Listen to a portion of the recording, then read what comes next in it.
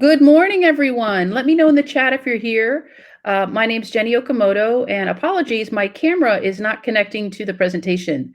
So you're going to just hear me today and see the slides live. So we'll be working through those. So feel free to say hello in the chat while we wait for everyone to show up.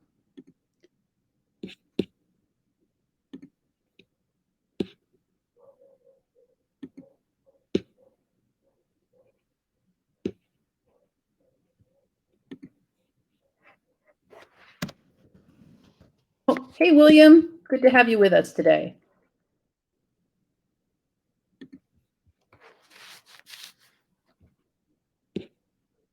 I'm very excited to be here. The first session of our Saturday sessions today.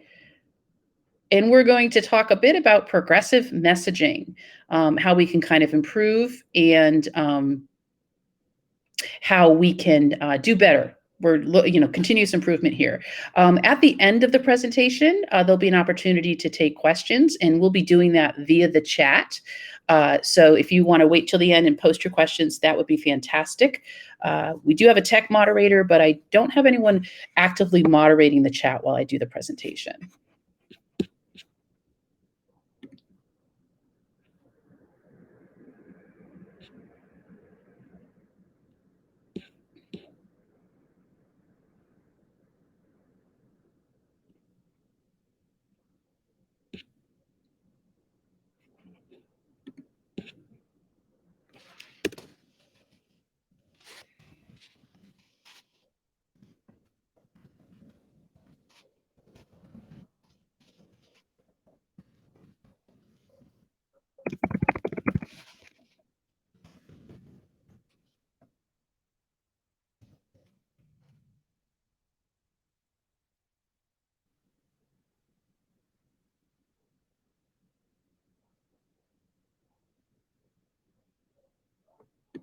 Also, too, while you're with us in the chat, I'd love to hear a hello and also where you're from.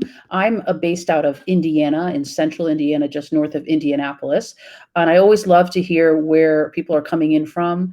And also, since this is a conference for kind of looking for campaign workers and people who are looking to getting staffed on campaigns, I'd love to hear just a little bit of like why you're here and possibly a little bit about the history of your work history there, and then we can share that with other people who are attending.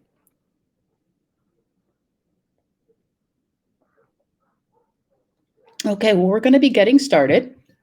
So let's see here. All right, so let's get started. We're here to discuss progressive messaging. Part of what we do at Building Bridges is we engage and inform volunteers, and we support specifically down ballot candidates. Most of us have experience working in presidential campaigns, and we feel that there's an importance to kind of work on different areas of grassroots organizing, and one of those specifically is progressive messaging.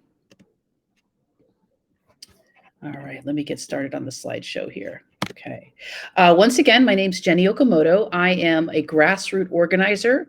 I am the Director of Leadership Development for Building Bridges for America.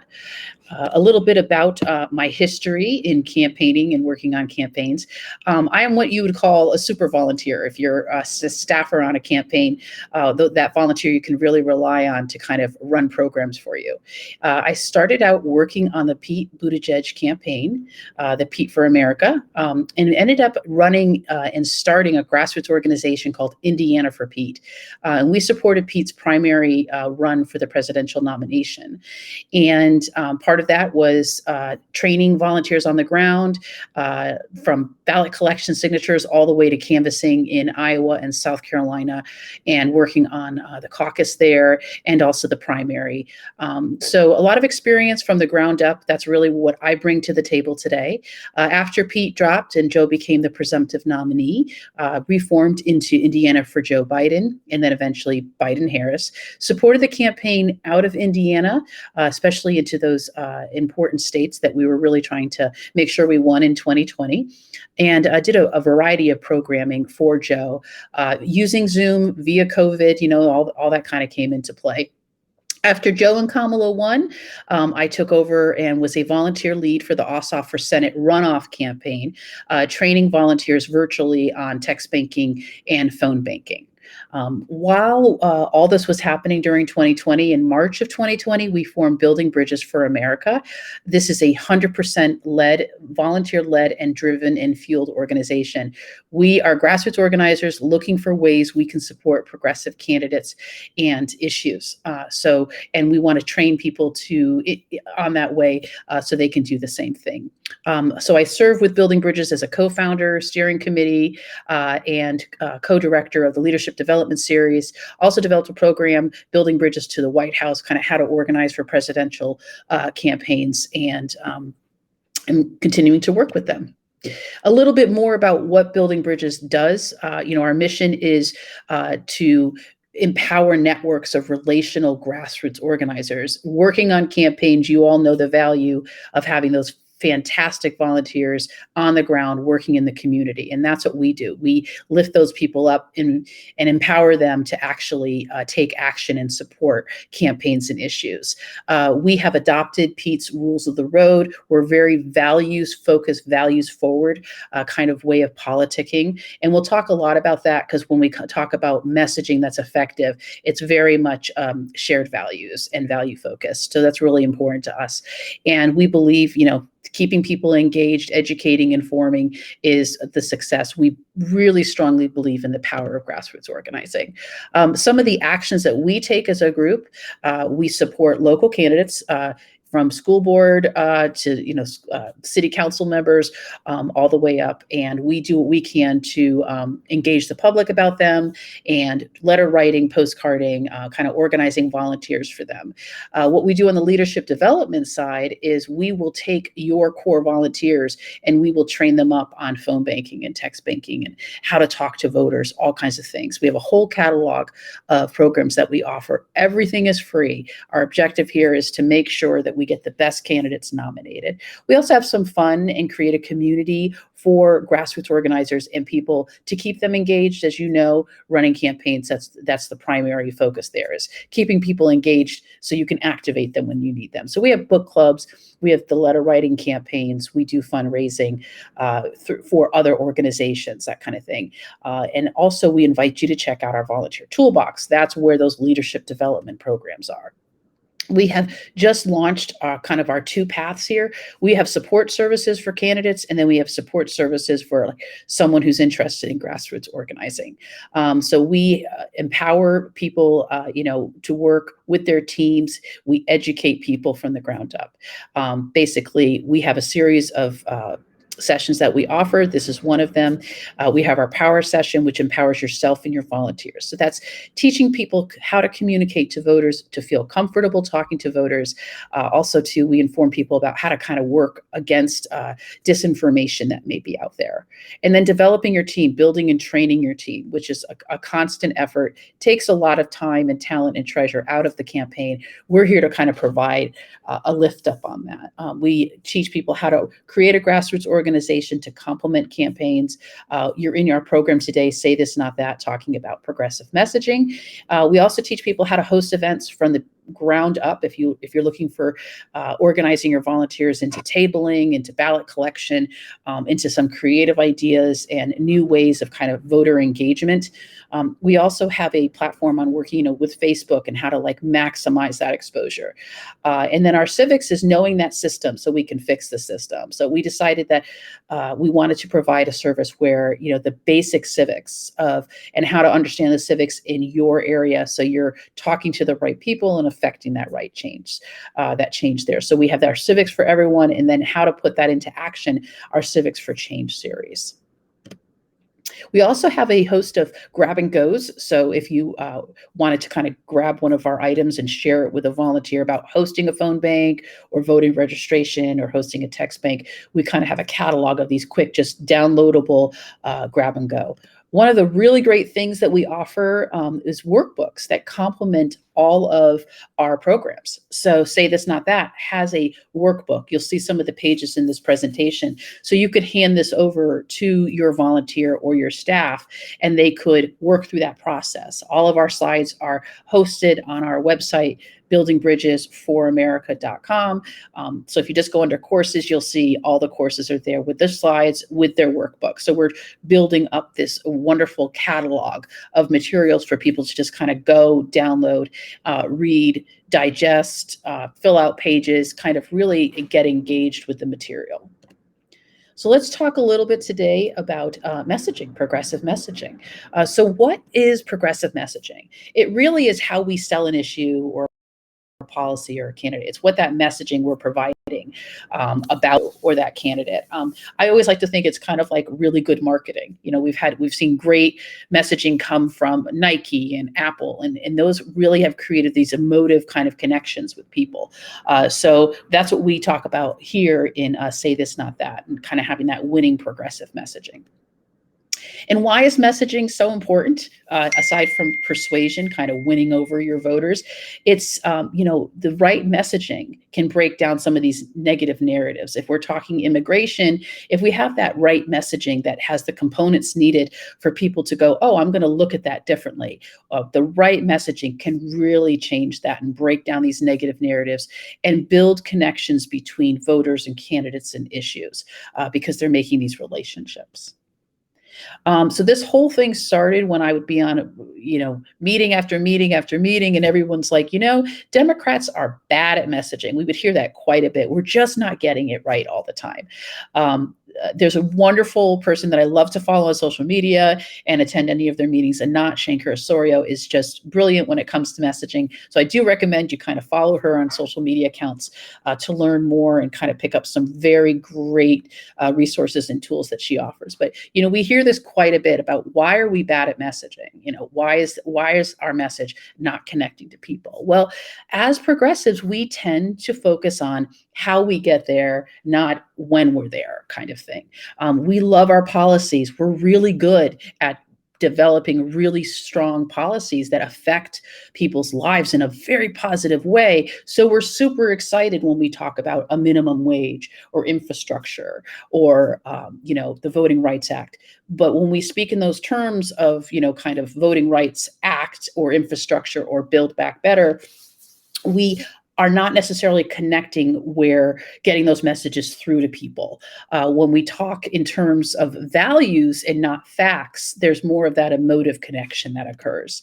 And we know it works because, when we do our storytelling with people and we tell our personal story based in our values to a voter and get us away from kind of the talking points in the policy, we know that this allows us to connect with the voters. And once again, changing those narratives of like why people, might think of something a certain way and helping them kind of open up about that.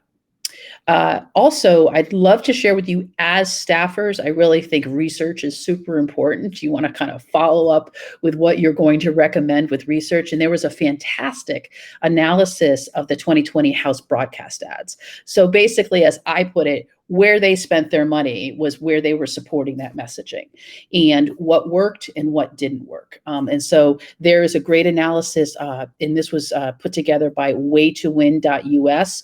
Very much recommend following them, going to their website, and they did a great analysis of these races. So they were comparing the messaging that was out there.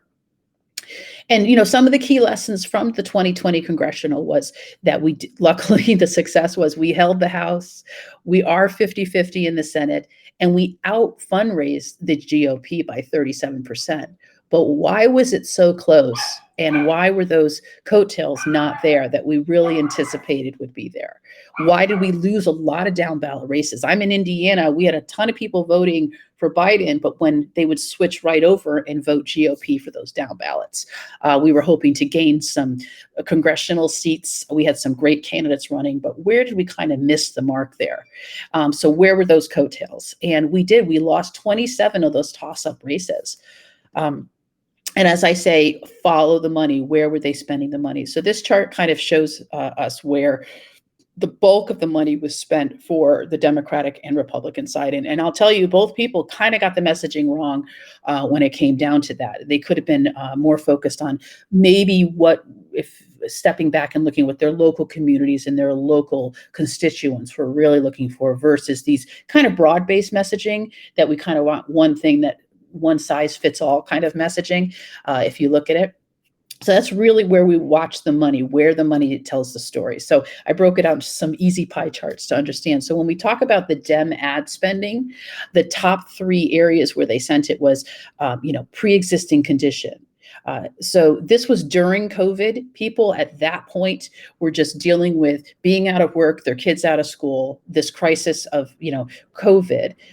Pre-existing wasn't necessarily on their mind. This is something we talk a lot about when we were trying to sell our healthcare plans and things like that. And so they spent a lot of money on pre-existing, and then of course anti-Trump, against Trump, which we'll talk a little bit in messaging about, maybe taking control of the narrative versus responding and always combating like your enemy in a sense. So they put a lot of money into pre-existing condition, to Trump, and then jobs. So really, when we look at it, for the GOP, they were kind of in the same kind of area. Their messaging focused a lot on anti-Pelosi. We're talking House races, and they spent a lot of money on being anti, Pelosi, or this person's going to be following Pelosi. And then, of course, radical came in. As I'd like to say, I'd never like to hear the word radical leftist ever again after watching the debates and how that was used so much throughout 2020. And then jobs. As you can see, jobs were kind of third on the tier. Meanwhile, people during this year of 2020 were out of work. Their kids were out of school, and they were really concerned about being safe and having access to, COVID testing and what was going to happen next, kind of thing. So we kind of missed the mark, as you see where we put the money.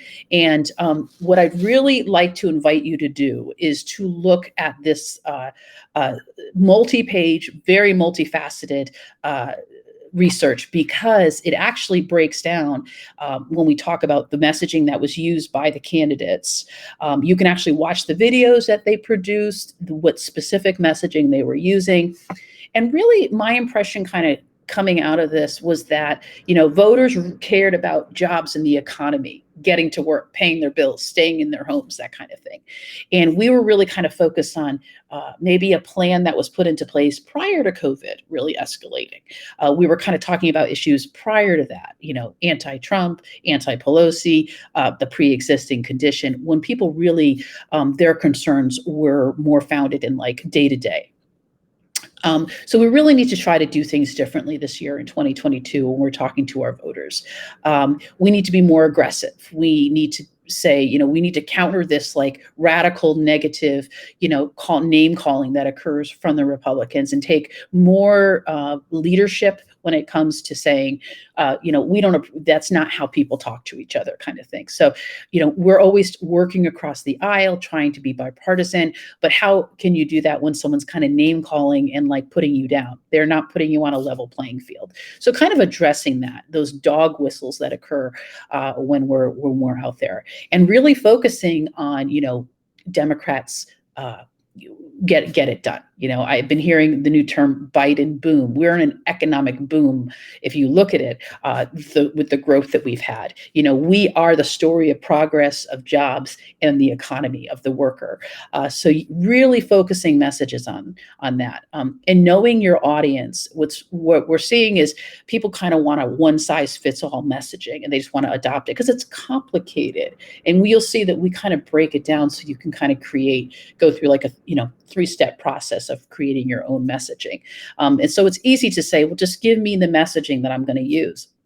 Well, what's important in your constituents, in your community, and even statewide, all the way down to the school board level, that messaging is going to be different than what we might use on a national level, all the way down to your local constituents. So we need to really, really understand those constituents, ask them, survey them, speak with them directly, listen to what their feedback is, because we can't use these kind of broad-based narratives. We really need to speak, we call them living room issues. It's in your body, it's in your living room. As a friend of mine likes to say, if Biden's not walking through your living room, we're not going to really talk about Biden, but we're going to talk about infrastructure, but really bring it down into your living room. Like, infrastructure is going to give you broadband access so your kids can do their homework at home.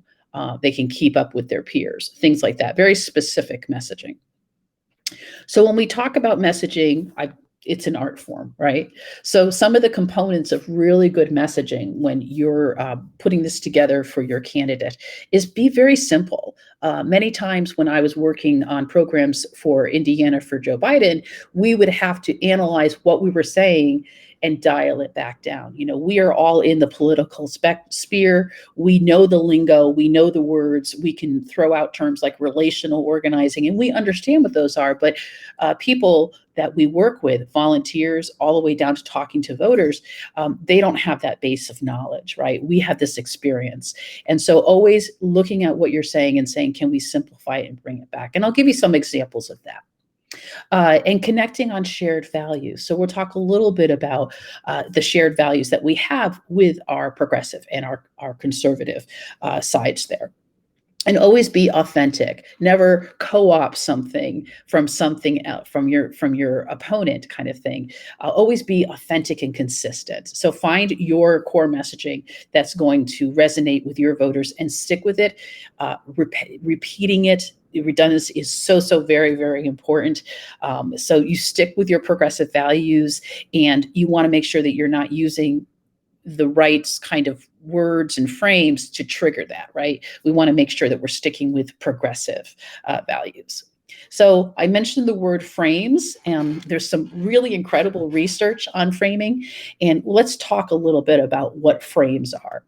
So where do frames come from? And this is basically where these are the structures of ideas that people have. It's how we see the world. So if we're coming from a progressive frame or a conservative frame, we're going to kind of see through different lenses, in a sense. And a lot of times when we hear a word, right, a value word or radical, or we hear freedom or security, those are going to activate particular values and frames and resonate with different people in different ways, the same kind of words that we use.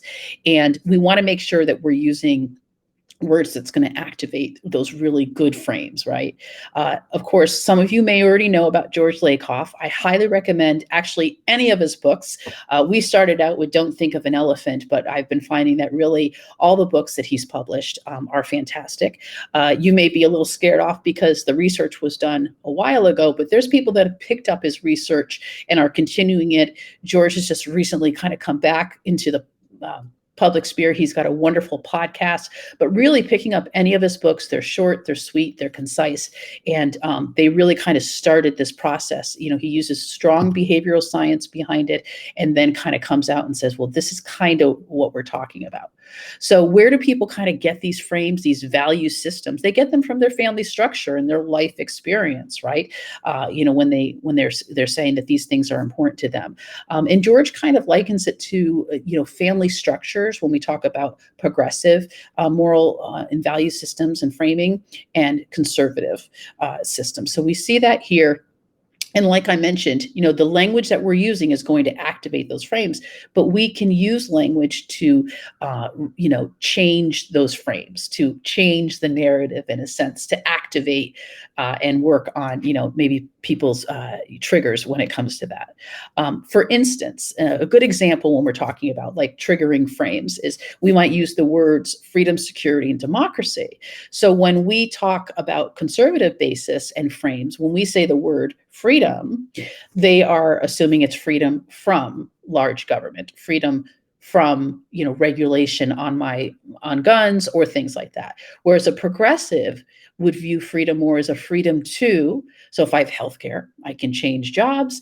If I have safe roads, I can drive to work. If guns have control, my kids can go to school safely. So they have the freedom to do these things, right? So just taking certain words that will trigger a particular kind of response, depending on kind of what your experience and background is.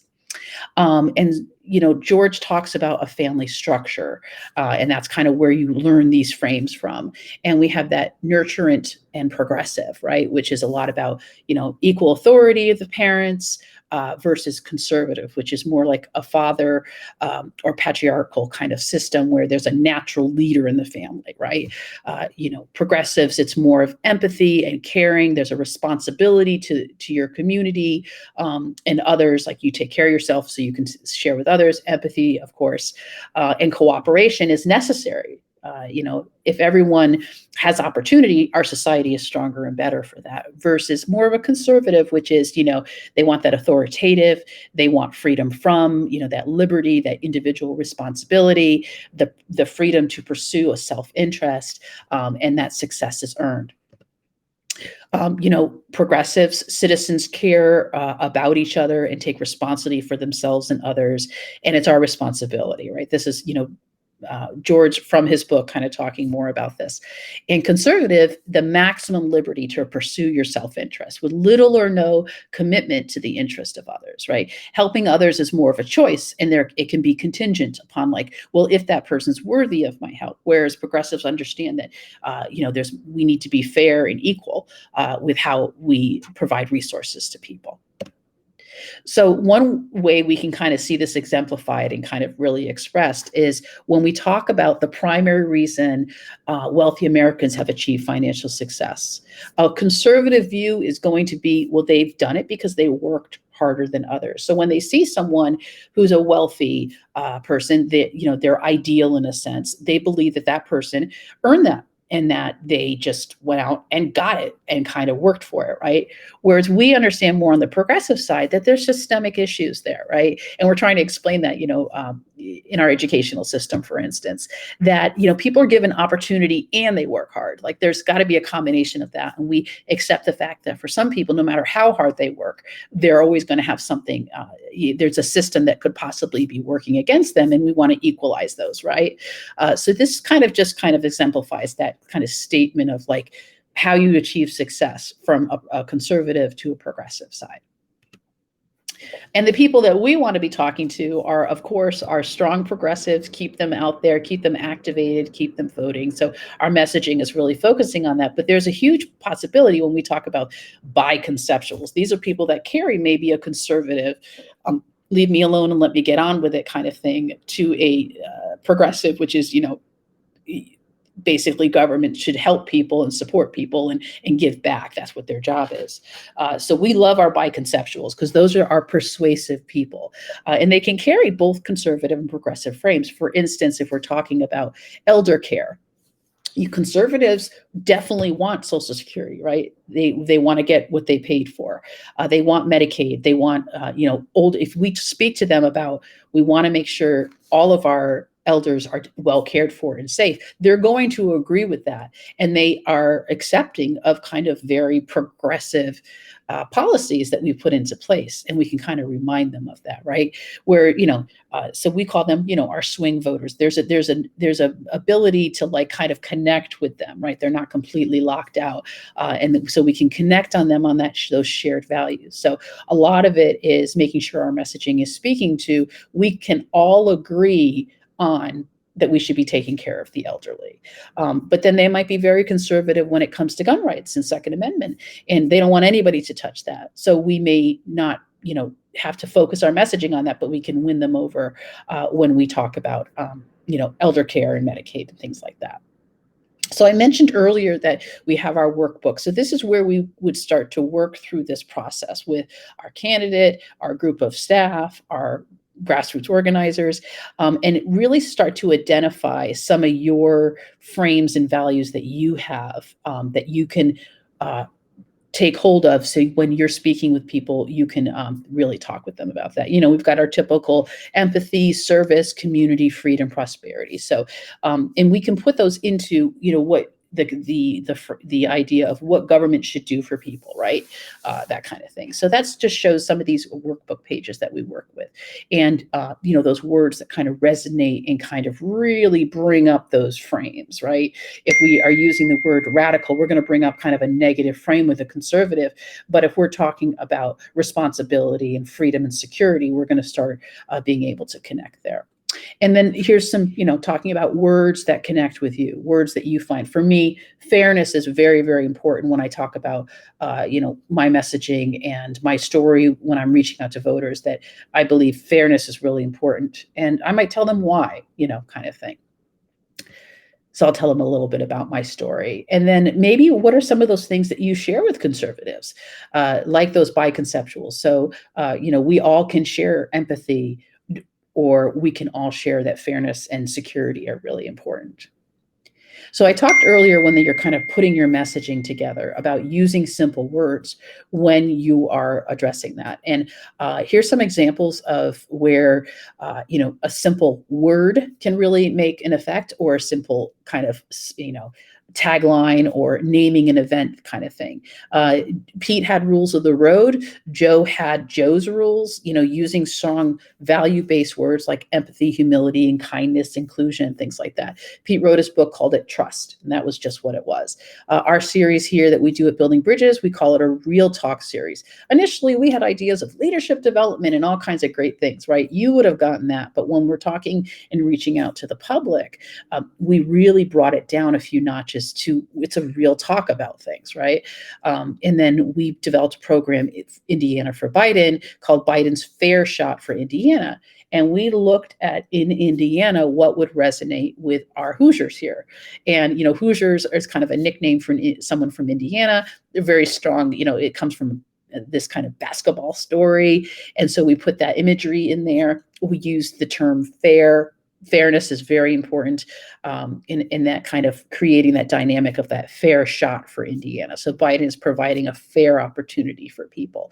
We even have, Stacey Abrams' organization, Fair Fight. They're not even using words. They're able to use imagery more, and people get used to that. But we're really kind of having that effective, very concise, simple way of affecting kind of that message, that feeling. Once again, using these words kind of, in our messaging. For instance, now that we're talking a lot about infrastructure, you'll hear when the administration is talking infrastructure, they create very strong visual clues. It's not, we want to get away from talking policy, so they'll talk about jobs and energy and pipe fitters and roads and electric buses and things like that, and they'll create these stories around what that would accomplish, right, for them, and kind of translate it down to where it's more of looking at a visual, a very simple kind of image. We might say chair, but we need to be we want to make sure that we're connecting that with, like, when we talk trains, what type of train, and things specific. Anat talks about, we need to sell the brownie, not the recipe. So we're really, really big on, like, this policy is going to do all these great things. It's going to raise the minimum wage. It's going to, paid time leave. But people really need to see how that's going to affect them, as we call it, those living room issues. We need to put it right in front of them, how that's going to change things. Recently, she was on a talk, and this is where I kind of picked up her phrase about sell the recipe, not the brownie. We want to sell the result, not the process, not the policy, right? So if we're talking about wages increasing, right, the work frame is wages and family leave. Well, those aren't very emotive kind of words, right? When we say wages and family leave, but when we add it to a human frame and we say, spending time with your newborn child to make sure they're healthy, spending time with your family, enjoying dinner with your family, making sure that your grandmother is well cared for. We're talking more about the people that live in your home, and specifically, so we want a message to that. So if we're bringing it down to a local constituent level, is really saying, well, the Democrats and your candidate's really going to get you an increase in minimum wage.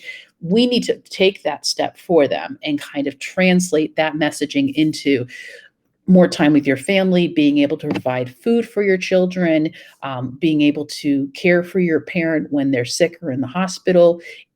Those things, we need to take it and translate it down in that messaging. Emotion is very important, and we've seen it work. The GOP is really great at kind of triggering negative emotions, that flight response, right? That fight or flight response. I call it the harms and horrors narrative. Everything is falling apart. We're being invaded. Radical liberals, socialists. So they can agitate their base. They use these emotive kind of like words that trigger these negative frames, and they are, really falling into it and getting hyped up. And they just kind of keep their base suspended in like agitative state most of the time. That's following that strict father model that we talked about earlier, that it's assuming the world is just a dangerous place. Dangerous things are going to happen, and that there's going to be winners and losers, and that, life isn't fair, and there's an absolute right and an absolute wrong, and we're going to tell you what those things are, right? So that harms and horrors kind of thing. Whereas the opposite is also true.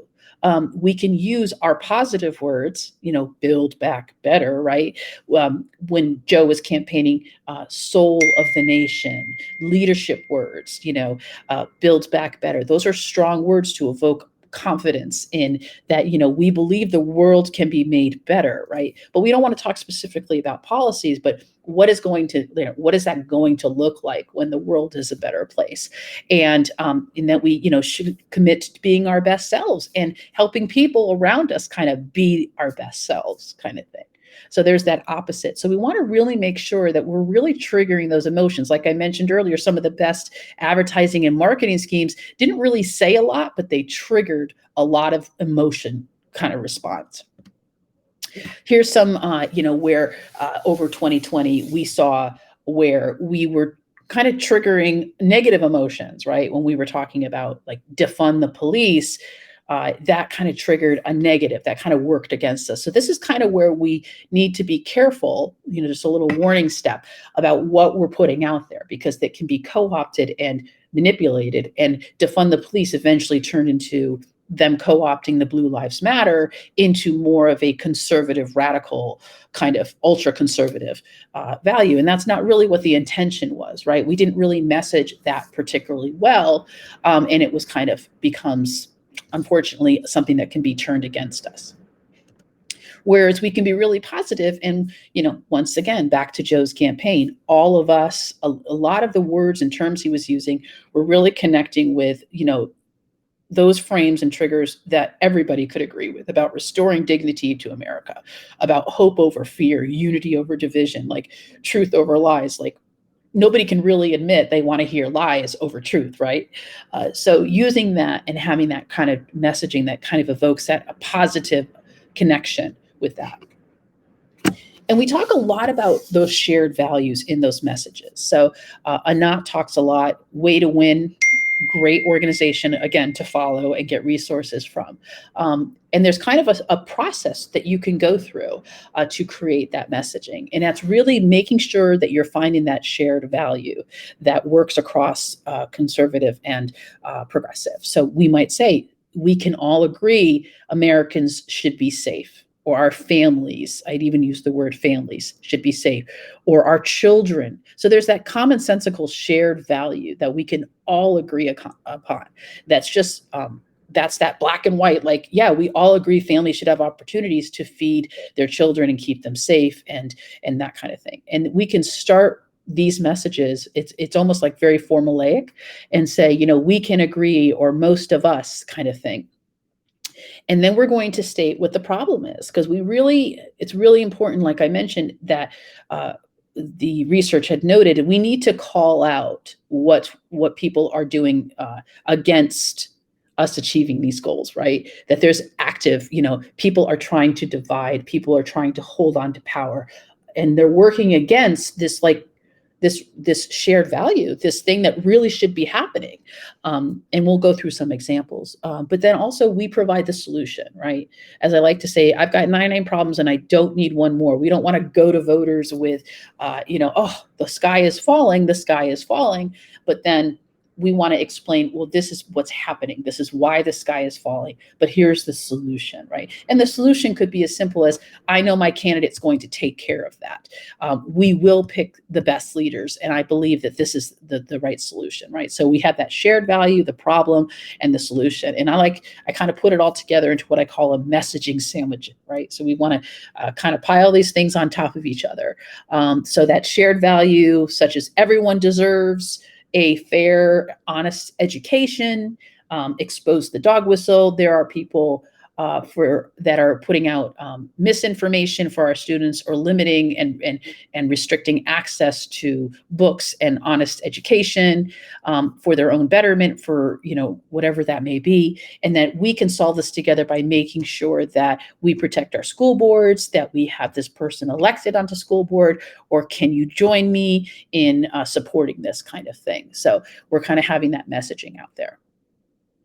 And one thing that the studies have really recently talked about, and once again, check out these resources online, is talking about race, because when we talk about the shared value and then kind of that dog whistle that's occurring, we can call that out because most progressives are concerned about it. They are aware that there's an issue. They understand there's kind of an inequality or systemic issues that are at play here. So if we call it out, we're owning it and we're taking control of the narrative versus letting someone else kind of interject their dog whistles into it.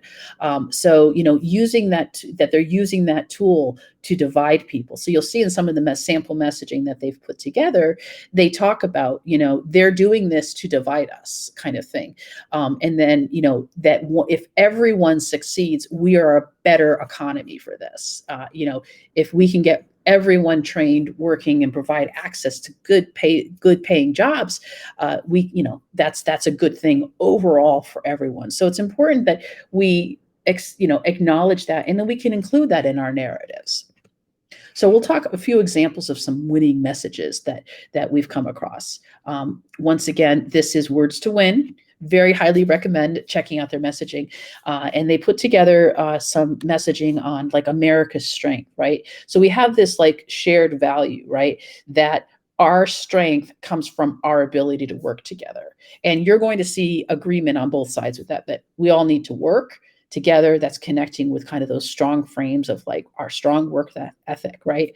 That because we are diverse, because we knit together people from different places and races, we are better. Freedom is here, freedom for all. And then there's the dog whistle. We can't let a greedy few and politicians, they pay to divide us. Like, we acknowledge there's this faction that's kind of actively working against us, and that that we can stand up together and do what's right and reflect the very best, these leaders that reflect the very best of every kind of American. So, you've got that shared value, and you've got that, understanding that, everybody has a right to these things, that, we can't disagree on that. And then basically, kind of getting into the problem and into the solution.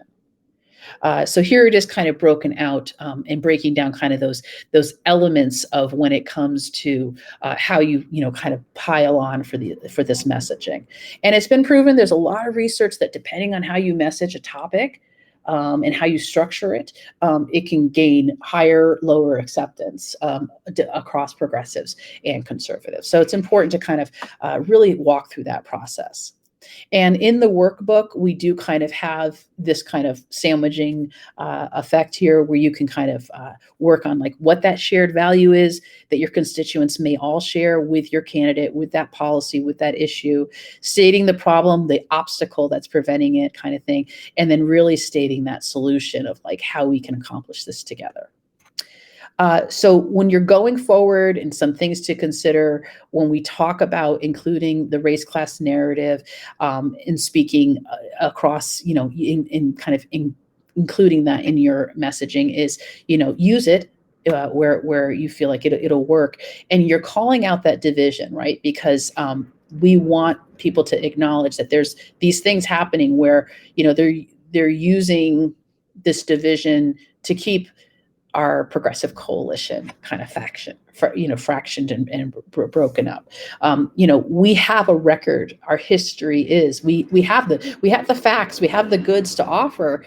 And I think something we're hearing more and more going into 2022 is that people don't know about it, right? Because they're hearing about infrastructure bills and voting rights acts and things like that, but it's not translated into their living room issue, right? We're talking a lot about the recipe and not that delicious brownie of what these policies are doing for people.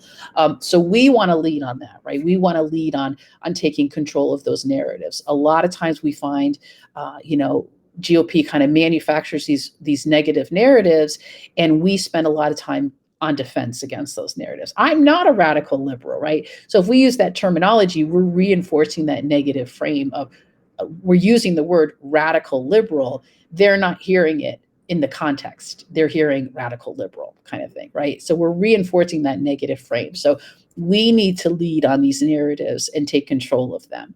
And you're seeing more of that. What we're saying, especially coming nationally, and we can use those kind of skill sets to bring them down locally, where we're seeing them calling out what's happening. Where they're saying that, we passed infrastructure, but Republicans voted against it. And we want to make sure that people on a local level understand that Democrats are building things and making things happen, that we get it done. We are going to get that broadband for your kids.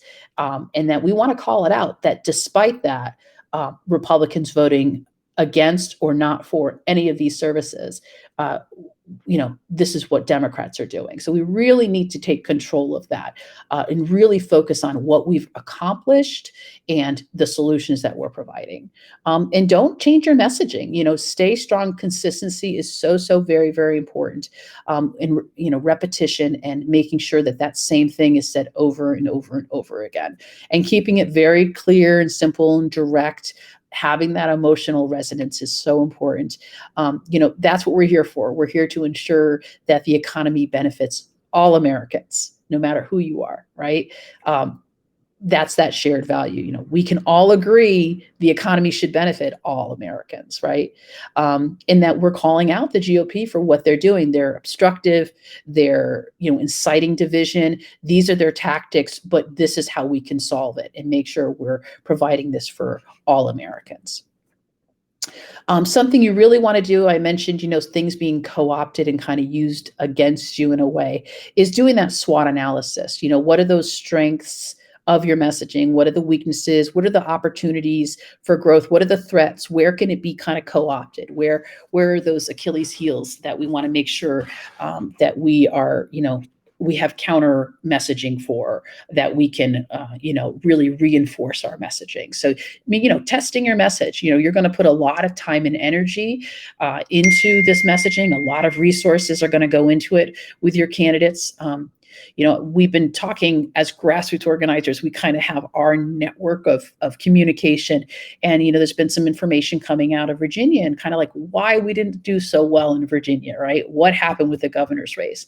And a lot of the volunteers on the ground are telling me that they worked in counties where they knew the messaging wasn't resonating. They knew that the talk about national programs and anti-Trumpism and all that, when they were on the ground talking with voters, knocking on doors, they knew that the GOP messaging, which was really focused on those living room issues, was really resonating with the voters, and we were missing the mark. Instead of being, the anti GOP party, we need to really, really stress all the wonderful things that we're accomplishing. I mean, we're setting records on the things that we're providing for working people, and we really need to bring it down and make sure that we're communicating that to what's important to our local constituents. So, kind of looking at that, not taking those cookie cutter narratives that are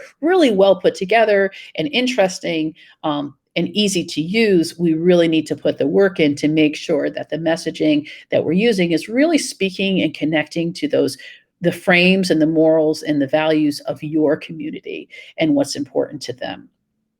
Kind of thing. It's going to be very, very important on those local school board elections that are coming up, and councils, city councils, as we as progressives need to build our infrastructure of really great candidates that communities know about, so they're voting up ballot. Grassroots organizers really believe on the bottom up kind of theory instead of a coattail kind of theory. So we really want to see that we're building from that bottom up, and that's really connecting with those constituents in your area. So we can't really stress that enough, as someone with my experience in volunteering and grassroots organizing, is make sure that messaging is resonating specifically with the people that you need to turn out to vote. So do that SWOT analysis. There's actually a page in the workbook. The workbook's provided in a downloadable option. And then there's also like an online PDF that you can just kind of fill out and type in. And then also the slides from presentations that I've done. It's not going to be exactly this presentation because I kind of customized it for you all. You will see that. So just to reiterate again about your messaging is use your own language, never use an opponent's language. So we don't want to say, like I said, radical leftist or, communism is not happening, right? So we're reinforcing that negative emotive frame in people. We really want to talk in the language of progressives, jobs and prosperity and putting people to work and everybody having the opportunity to provide kind of thing. And knowing those beliefs, repeating it over and over and over, because people, we know our candidates need to knock on those doors and talk to voters 1, 2, 3, 4, 5, 6, as many times as possible. It's just the same with our messaging. It needs to be consistent. And we're spending a lot of time and money on putting this messaging out. If you're sending a flyer or doing a commercial or doing social media posts even, you're putting a lot of time, treasure into that. So we need to be sure that we're not spending our energies on lifting up those negative frames about the what we're anti, right? We really want to focus on what we're for. So always stay positive, and that's so important. And always be authentic, because we know people will kind of see through that. Use imagery, paint pictures, ask people to imagine with you and to see a future, or to imagine that your kids are at school and they're safe and they're able to focus on their studies, things like that. And keep it simple. Always kind of take another look at what you're in, and is it simple enough, and can we make this any simpler, kind of thing. And tell our story, your story of what progressives represent. That's that freedom to do all those things. We are the party of the family, of having healthy, strong families, healthy parents, healthy children. We are the party of jobs, of putting working class people to work. That's what we do. We're not supporting and deregulating, multimillionaires. We really are trying to get people to work, and we believe in caring for the elderly and the disabled. We've have that track record, but we need to show that in the people, translate it down to them of what we're doing.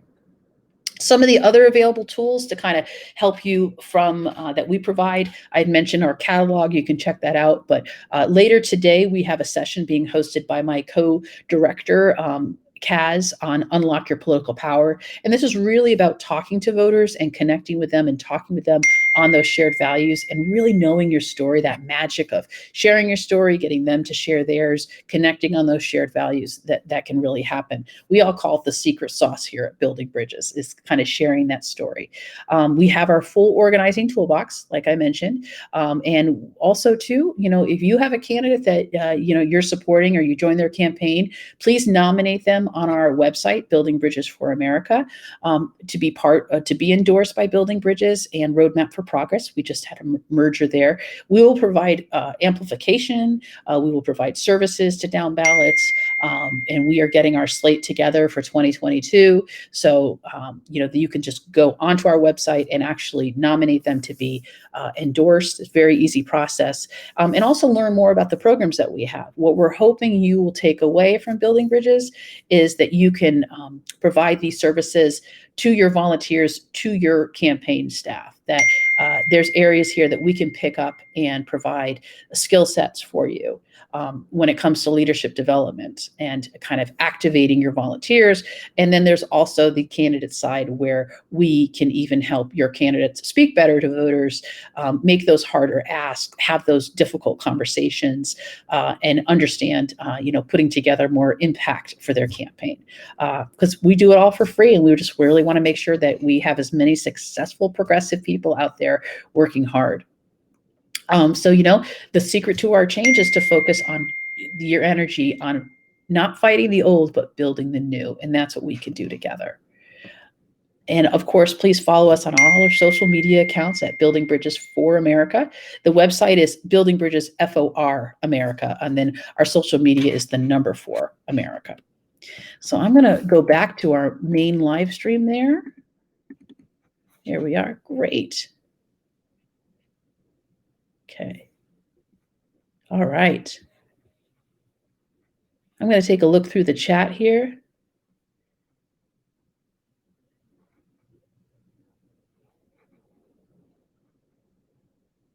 I apologize for that. I did not realize you could hear the notification. I couldn't look at the chat while I was presenting, so yeah. Okay. Yeah, that's probably on my end, folks. So I don't think you're going to have trouble with that in other presentations. Are there any questions on the materials? I'm hoping you guys will get a link to it and be able to access it later. So let me just close this out. Apologize for that.